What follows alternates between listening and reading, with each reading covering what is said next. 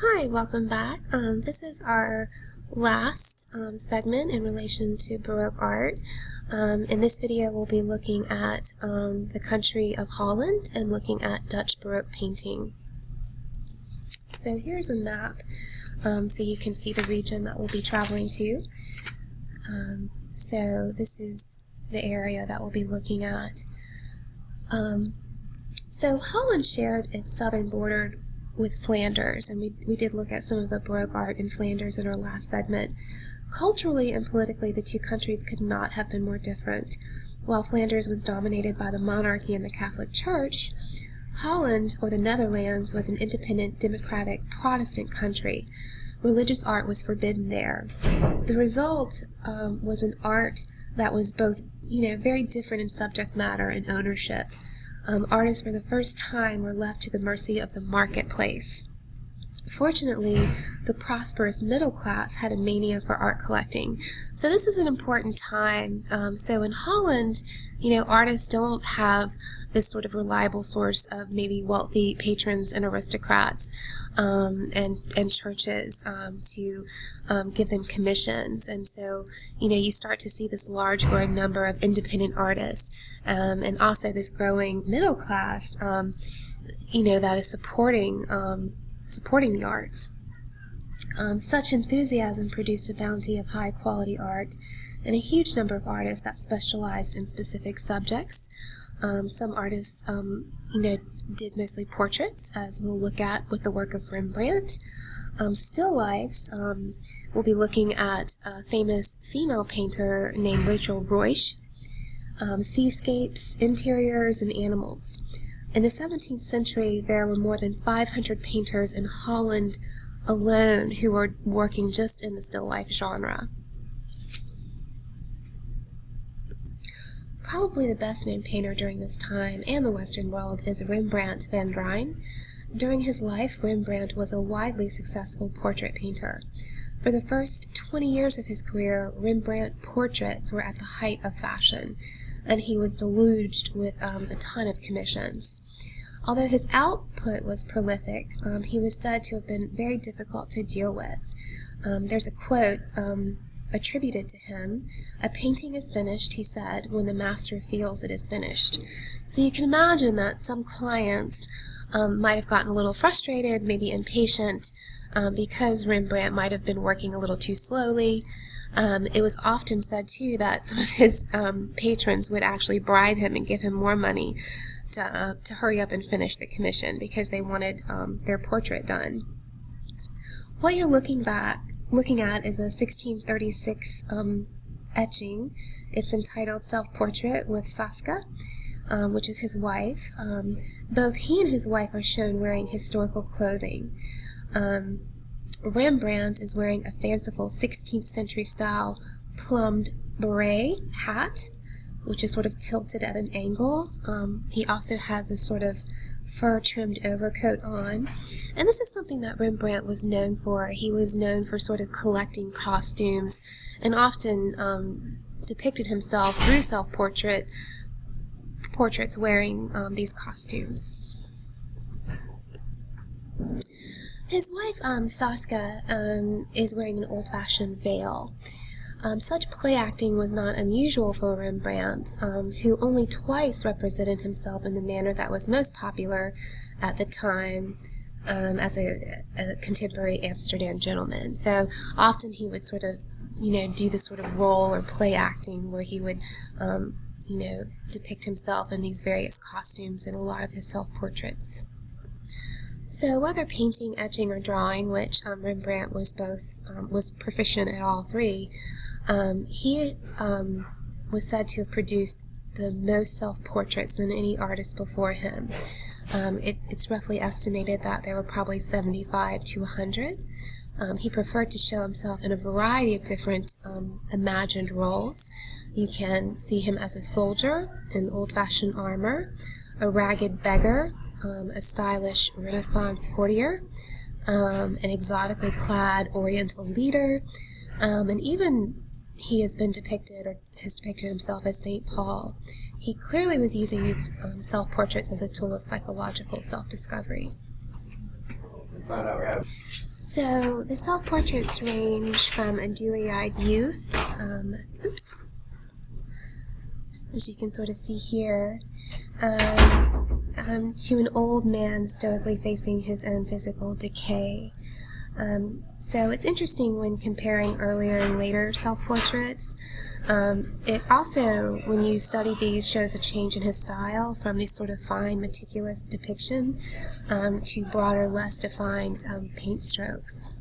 So here, there's a good comparison. So here are these sort of younger self-portraits of himself, and then here, when you're, this is sort of an older portrait, and you really do see sort of the sort of loose brushwork and sort of the more expressive painterly style, whereas these, there is still that sort of colorito painting style, but there's definitely this sort of meticulous attention to detail, which again is very common in the North.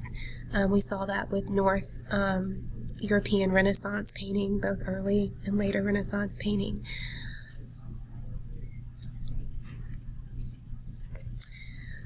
These later self-portraits also seem to be very unflinching.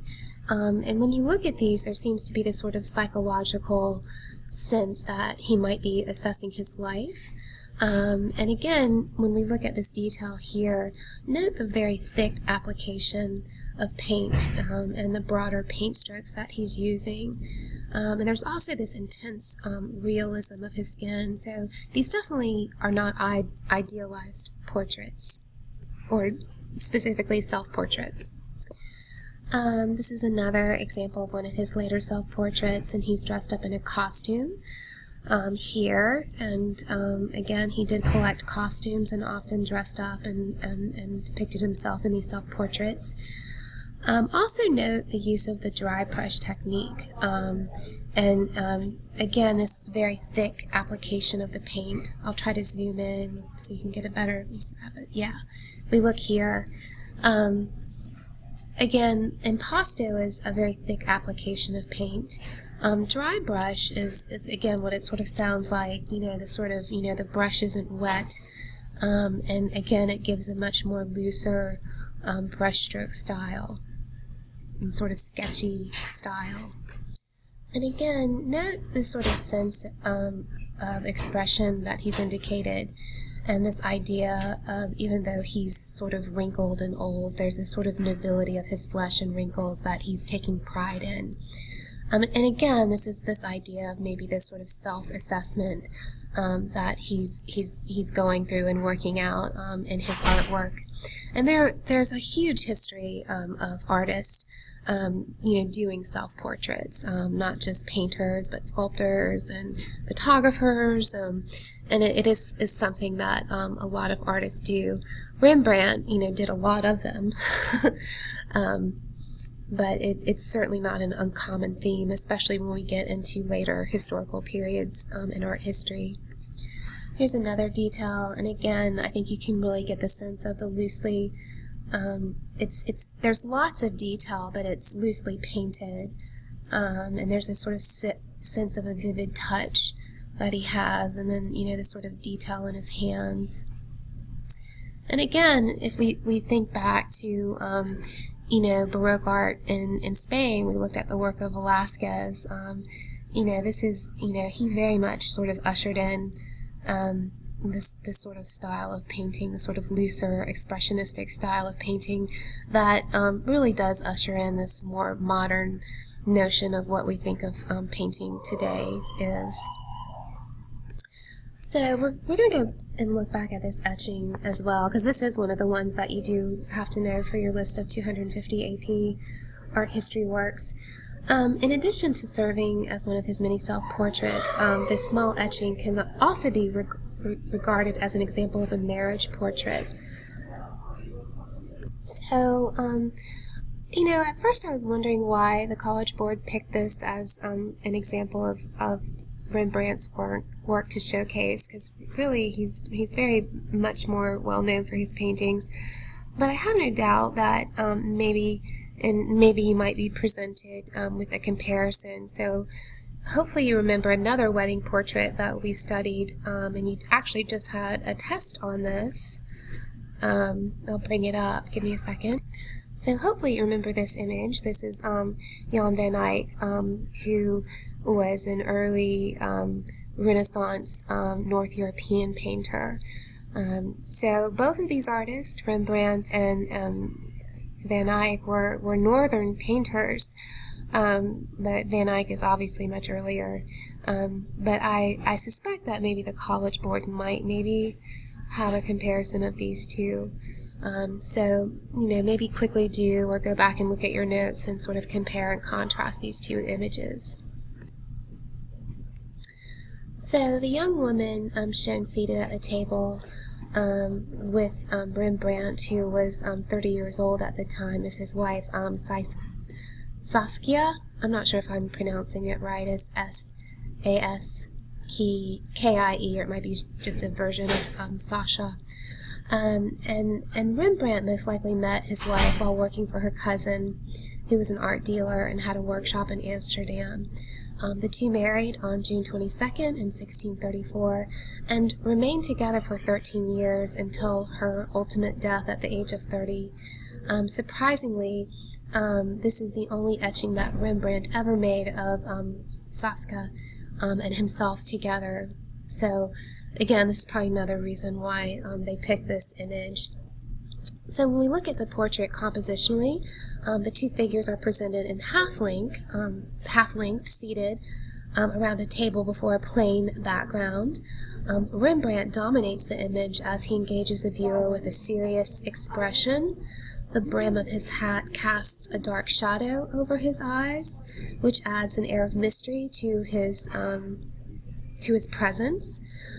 Saskia is rendered on a smaller scale and appearing rather self-absorbed, sits behind him.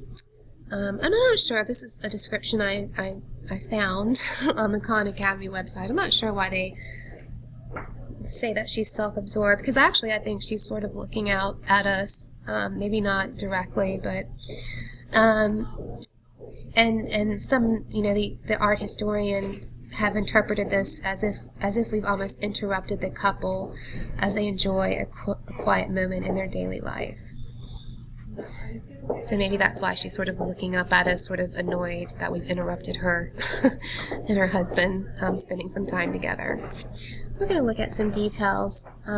Rembrandt has transformed this idea of a traditional marriage portrait into something a little bit more inventive. This etching marks the first time that Rembrandt has presented himself as an artist at work. In his left hand, he holds a crayon, or a porte-crayon, which was a two-ended chalk holder, and appears to have been drawing on a sheet of paper before him. So by identifying himself as a draftsman, Rembrandt draws attention to his mastery of what was regarded as the most important basic skill of an artist. When we look at a detail of the figure of Saskia, we wonder if perhaps he's drawing her, or is she simply there to support and inspire her husband as he works? While the marks on his paper don't provide conclusive evidence of his subject, it certainly was not unusual for Rembrandt to use his wife as a model. In the years that they were married, she would sit for her husband on numerous occasions. Rembrandt is also known for his practice of varying degrees to which he etched a plate, and this is an approach that we can see here. The figure of Rembrandt is more deeply bitten than that of Saskia.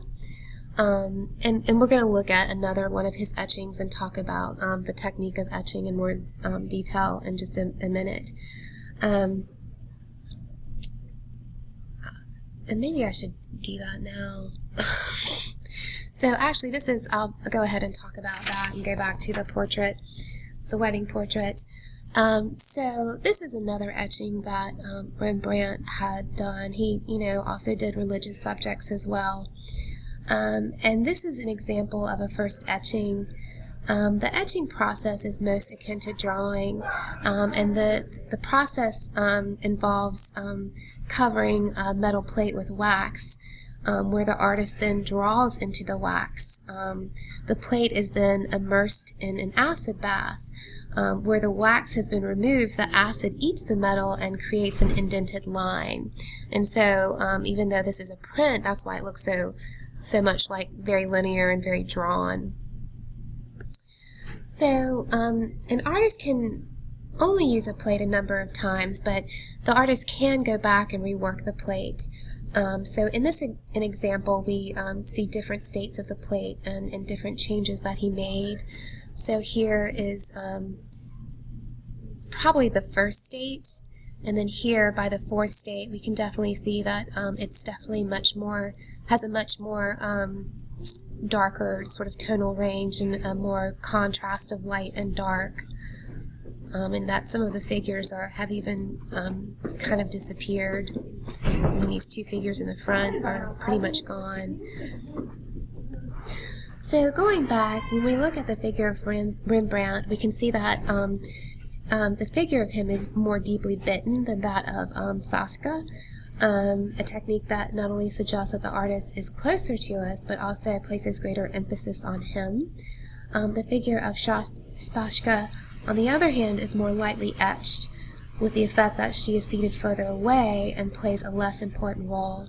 These differences have led some to suggest that Rembrandt may have etched Saska first and then added himself to the front. This notion is supported by the lines of her dress, which appear to continue under his overcoat. Another thing, as I mentioned before, that made Rembrandt stand out among his contemporaries is that he did often create multiple states of a single image. So this etching, for example, exists in 3 states. By reworking his plates, he was able to experiment with ways to improve and extend the expressive power of his images. So we're going to take a look at one of Rembrandt's group portraits that he did. This is known as the Night Watch. It has other names. The formal name is the Militia Company of District 2 under the command of Captain Franz Bannock. It's also known as the Shooting Company of Franz Bannock and William von Reitenberg. But it's often referred to as the Night Watch. I think because initially the painting is so dark, and there's sort of a grimy sort of feel to it as well. But this year, the year this painting was made, marked a turning point in Rembrandt's career. His beloved wife, Saska, died prematurely, and it was also very sad because they had already lost 3 children in infancy. This painting became very famous. The painting is renowned for 3 major characteristics. One, its colossal size. It's about 367 centimeters by 437 centimeters, which is about close to 11 by 14 feet, so it's a pretty huge canvas. Also the effective use of light, and in particular this idea of Tenebrous, this sort of contrast of light and dark, or this extreme contrast of light and dark that we talked about related to Baroque art, and especially the way the light sort of leads our eye into this part of the picture. And this idea of this perception of motion that would have normally been a very static military portrait. So instead of everyone being posed and sort of sitting together in this sort of composed, very formal portrait, it instead chooses, or Rembrandt chose, to portray sort of the chaos of the militia company assembling and sort of deploying into action. And so this definitely feeds into this idea of drama, sort of theatrics that, again, we associate with the Baroque period. When we look closer to each individual portrait, each person is very individualized. So when you kind of look in, they're not generalized portraits. They're individual of each of these people who were members of the militia company. Some individuals were not very happy with this group portrait, and so the militia company, commissioned Rembrandt, and they all chipped in to pay for this portrait. So take a moment and look at it and think of some reasons perhaps some of the individuals weren't happy. So if you thought about it, hopefully you came to the conclusion that usually a portrait, with a portrait, the sitter or the sitters, if it's a group portrait, are the main subject and featured prominently in the composition. So when you look closely, many of the individuals in this portrait are displayed in, in the shadows. They're sort of hidden behind other figures. And some of them are even cut off by the edge of the painting. Again, this sort of relates back to it looking more like a snapshot. And so some of the individuals who perhaps weren't displayed as prominently in the painting weren't very happy and wanted to not pay.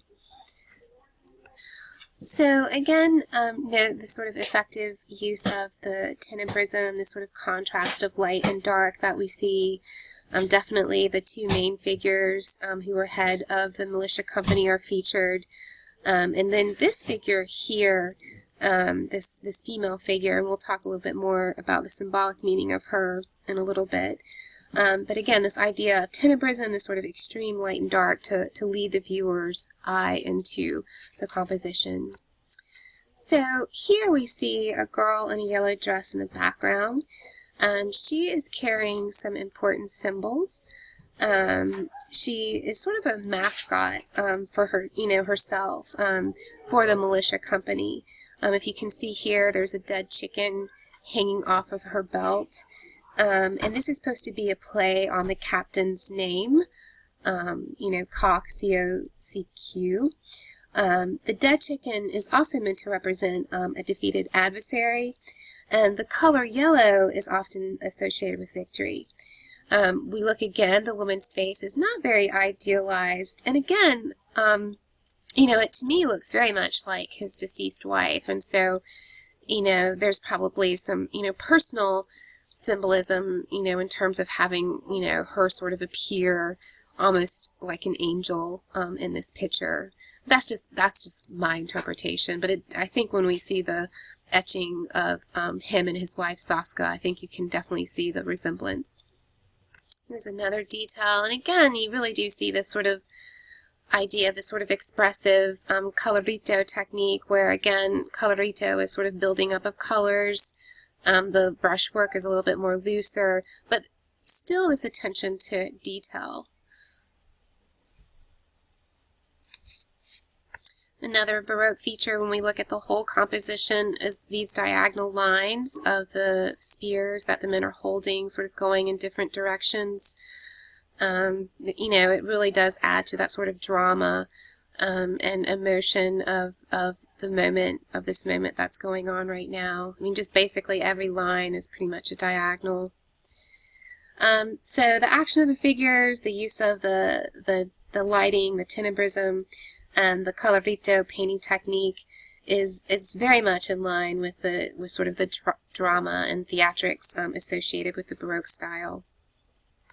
Another famous Dutch artist of the Baroque era was an artist named Johannes Vermeer. You've probably heard of him. There was a really popular movie, The Girl with the Pearl Earring. That's about the artist Vermeer.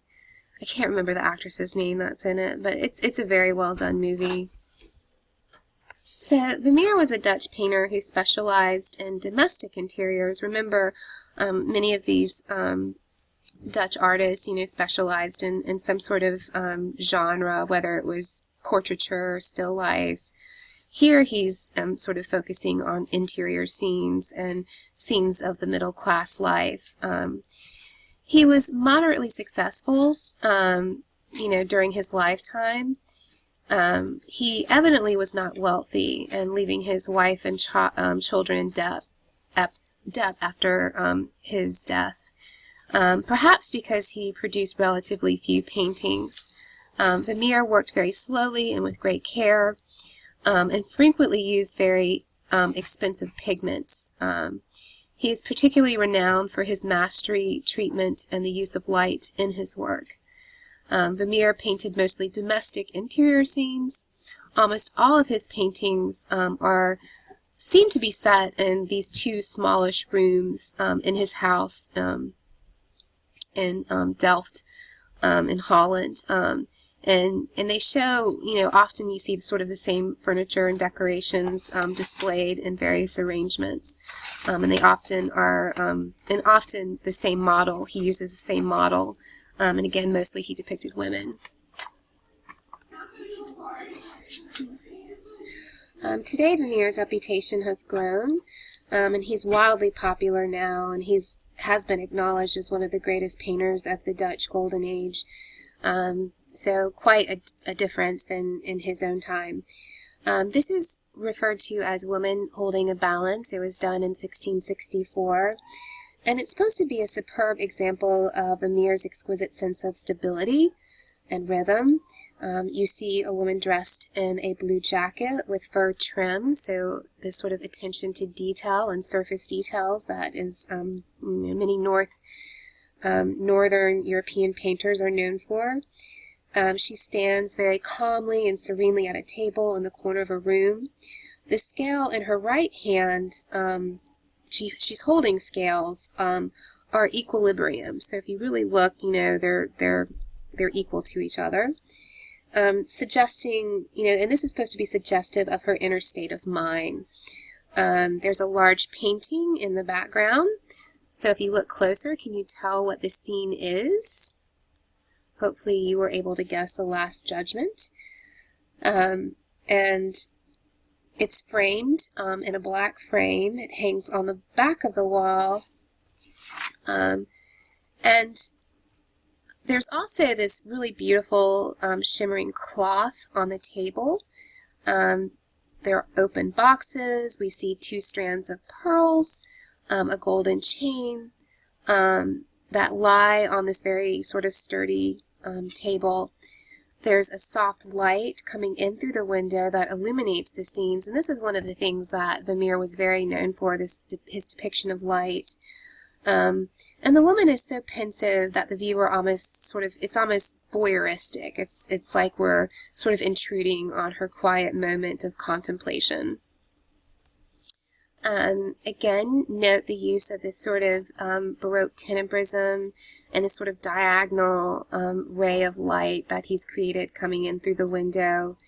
The visual juxtaposition of the woman and the Last the Last Judgment is reinforced by these sort of thematic parallels to sort of these ideas of judging and weighing that he's exploring. Again, here's another detail, and you really do see this sort of this colorito technique that I keep talking about, this sort of building up of colors and not outlining in the diagonal style that high Renaissance artists on the mainland of Italy really love to do. So when we look again closer, we see that Woman Holding a Balance is an allegory that sort of urges us to conduct our lives with temperance and moderation. The woman is poised between the sort of earthly treasures of her gold and pearls and a visual reminder of the external consequences of her actions, being, this portrait of the judgment, the Last Judgment. The image has been interpreted as a Vanitas painting, V-A-N-I-T-A-S. No, I'm not pronouncing it right. And this was This was meant to be a representation of divine truth or justice. It also was thought to be a religious meditative aid, and as an incitement to lead a balanced and thoughtful life. So it sort of is a didactic painting, or sort of a moral painting. Some critics also have seen the woman as the figure of Mary. Some critics who perceive her as measuring her valuables, and then the juxtaposition with the final judgment scene or painting in the back suggests that the woman should be focusing on the treasures of heaven rather than those of earth. In this perspective, there's also a mirror. Let me go back. You can see here this is supposed to be a mirror that's hanging on the wall, and sorry about that. And this is also used, this is a symbol to sort of reinforce the vanity her pursuits, which is where they get the term vanitas, V-A-N-I-T-A-S. So that is one of your vocabulary terms. So, right. Our next Dutch artist is a female artist named Rachel Royce. She was a still life painter from the northern Netherlands, and she specialized in flowers. She invented her own style and achieved this international fame in her lifetime for this ability to realistically depict flowers, especially in their peak, at the prime of their bloom. So they're very luscious and in some ways very erotic looking as well. Look at a detail. So flowers only grow at certain times of the year, and her still lifes are unusual and sort of become sort of a fantasy image because she brings all these different types of flowers together in one arrangement. The arrangement she depicts would never be possible in real life. So even though this is a still life and she's, definitely observing, the flowers from nature, she sort of composites these images into sort of a fantasy still life. She's also known for also portraying flowers sort of aging past their prime as well. So here you see one of the flowers sort of wilting. And, really think back to another artist who depicted still life, Caravaggio, when we looked at Italian Baroque and his depiction of sort of lush, rotting fruit. Note the use of Tenebrism and this effect of, this sort of dramatic use of light and dark. The dramatic movement of the flowers. You can see sort of this one sort of twisting upward. And these are, characteristics that are very much indicative of the Baroque style. So this is another still life done by Royce. This is entitled Fruit and Insects, done in 1711. And this is one that you definitely need to know for the official AP 250 artworks. So while she did specialize in flowers, this painting depicts fruit, vegetables, and insects. And this painting was taken from studies of various elements that constitute the painting rather than a scene that she assembled on a table. So again, this sort of fantasy still life. And it really, when you look at it, seems to be reflecting themes of autumn and the harvest with all the different vegetables and fruit depicted. We also have wheat here. And there, and the wheat and the grapes also have some religious undertones. See if you can think of why, what those might symbolize. I'll talk about that later. So getting back to sort of the composition, and that this is, even though these, she studies, these fruits and vegetables and insects from real life, that she sort of composites these different sketches together into sort of this fantasy landscape. So it would have been impossible for her to capture all these specific details that she's expressed, each of the fruits and insects, and this sort of, it would have been impossible to set forth the role of light, this use of tenebrism, and this contrast of light and shadow. And so this really is a culmination of her imagination and reality, this combination of her imagination and reality that she's, represented on this canvas. Here the artist has presented this subject matter in both a scientifically accurate rendition and with an alluring emotional series of undertones as well. We'll look at some details.